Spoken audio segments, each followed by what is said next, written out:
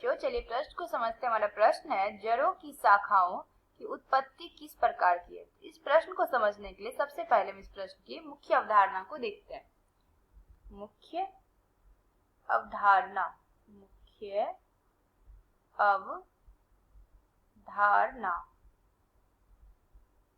मुख्य अवधारणा। तो बच्चों, सबसे पहले जानते हैं ये जड़ क्या होता है। ये जो जड़ है, ये जड़ किसे कहते हैं। तो जड़ क्या होता है? जड़ पौधे का वह भाग है, पौधे का वह भाग है, वह भाग है जो मूलांकर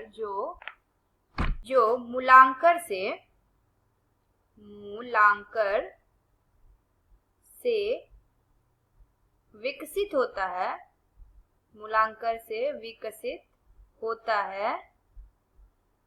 है और नीचे जमीन की ओर जाता है। और कहाँ जाता है? और नीचे जमीन की ओर जाता है, जमीन की ओर जाता है। तो बच्चों, हमने क्या देखा? जड़ क्या होता है? पौधे का वह भाग है जो मूलांकर से विकसित होता है और नीचे जमीन की ओर जाता है। जड़ कितने प्रकार के होते हैं? ये जो जड़ होते हैं, ये जड़ दो प्रकार के होते हैं। एक मूसला जड़, मूसला जड़, दूसरे अपस्थानिक जड़, अपस्थानिक जड़। अपस्थानिक जड़ क्या होती है? अपस्थानिक जड़ क्या होती है? मूलांकर के अतिरिक्त मूलांकर के अतिरिक्त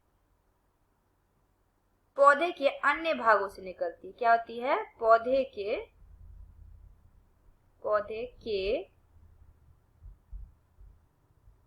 अन्य भागों से निकलती है, अन्य भागों से निकलती है। जैसे कौन कौन से होते हैं अपस्थानिक जड़ें? जैसे अपस्थानिक जड़ें होती हैं स्तंभ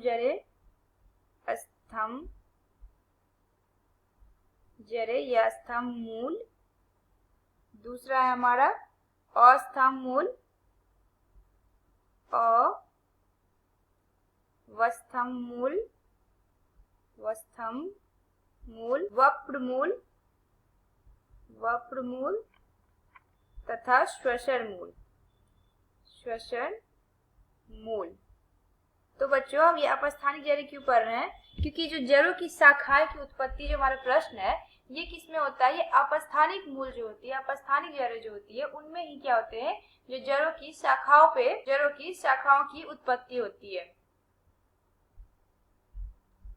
कैसे होता है ये देखते हैं। तो सबसे पहले क्या था हमारा? स्तंभ मूल। तो स्तंभ मूल में कैसे होती है ये, वो देखते हैं। स्तंभ मूल, तो इसका सबसे सही और सटीक उदाहरण क्या है? सबसे सटीक उदाहरण है बरगद का पेड़।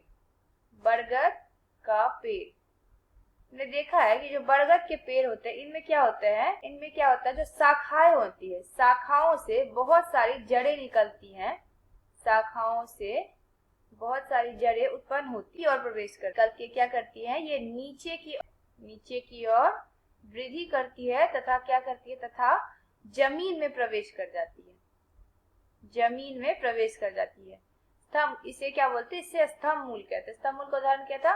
बरगद का पेड़। बरगद का पेड़ क्या करता है? इसकी ये शाखाओं से जो है, इसकी हमने देखा होगा जो बरगद के पेड़ होते हैं उनमें क्या होती है? जैसे शाखा होते हैं, उनसे जड़ें ऐसे जमीन में नीचे जाती हैं और वो जमीन के अंदर ही नीचे वृद्धि करती है तथा जमीन के अंदर प्रवेश कर जाती है, नीचे की तरफ वृद्धि करती है। जो बरगद की शाखाएं होती है उनकी जड़ें।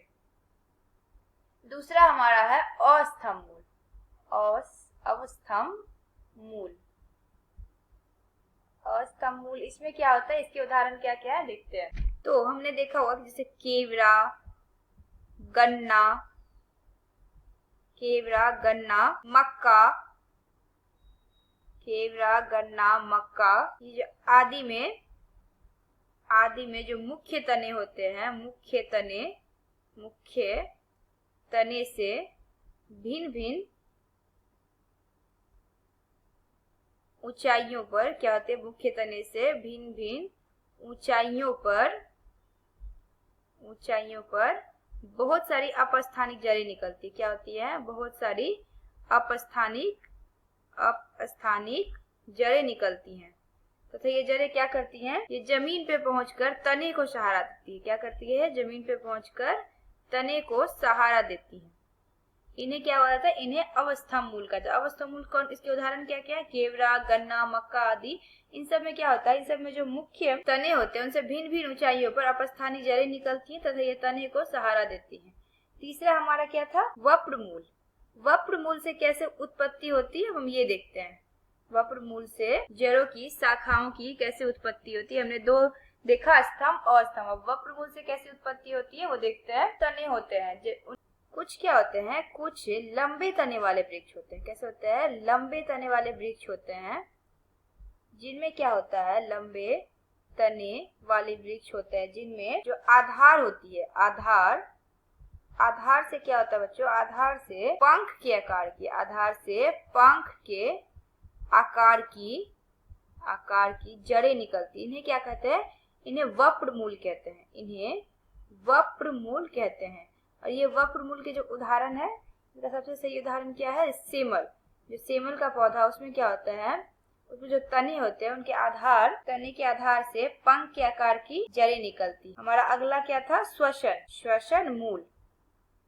ये क्या होता है, दलदलीय क्षेत्रों में जो पौधे होते हैं, दलदलीय क्षेत्रों में जो पौधे होते हैं वो, उनमें क्या होता है, उनमें श्वसन के लिए, दलदलीय क्षेत्रों में पौधों में श्वसन के लिए क्या होता है, एक विशेष प्रकार की जड़ें निकलती। क्या होता है, विशेष प्रकार की जड़ें निकलती है जिन्हें न्यूमैटोफोर भी कहते हैं। जिसका उदाहरण अगर देखें तो राइजोफोरा सबसे सही उदाहरण है। हमारा जो प्रश्न था, हमारा प्रश्न क्या था कि जड़ों की शाखाओं की उत्पत्ति किस प्रकार होती है। तो जड़ों की शाखाओं की उत्पत्ति हमने देखा कि जो अपस्थानिक जड़ होते हैं उनमें ऐसा होता है कि जैसे जब बरगद के पेड़ हो गया, या अगर हम कहें तो केवड़ा, गन्ना, मक्का आदि पेड़ हो गए, इनमें क्या होती है, जो जड़ें होती हैं इनमें जो शाखाएं होती है, शाखाओं से इनकी उत्पत्ति या तो किसी के ऊपर से नीचे आ रही होती है या किसी की नीचे से ऊपर जा रही होती है। इस तरह से इनकी उत्पत्ति होती है। तो आशा करते हैं आपको यह प्रश्न समझ में आया होगा। धन्यवाद।